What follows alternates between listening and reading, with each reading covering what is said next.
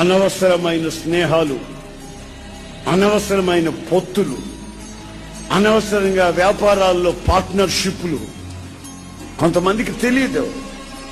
విచ్చలవిడిగా ప్రవర్తించడం, మనసు వచ్చినట్లల్లా ప్రవర్తించడం, శరీరంలో వచ్చిన కోరికలను నెరవేర్చుకోవడం, మరలా ఏమీ తెలియనట్టుగా భక్తిగా ఉన్నట్టుగా నటించడం.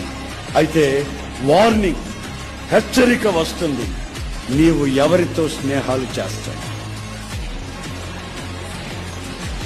ఒకప్పుడు నీవు ప్రార్థన చేసిన వెంటనే, రాత్రి ప్రార్థన చేస్తే తెల్లారి జరిగిపోయింది.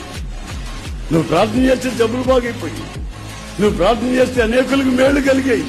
ఇప్పుడు నీ పరిస్థితి ఏమిటంటే, నీ కొంపలోని రాత్రి మగళ్ళు అల్లకాల్లో, నీ పిల్లలే వెచ్చలు విడతారు, నీ జీవితమే గమ్యం లేని పరిస్థితి.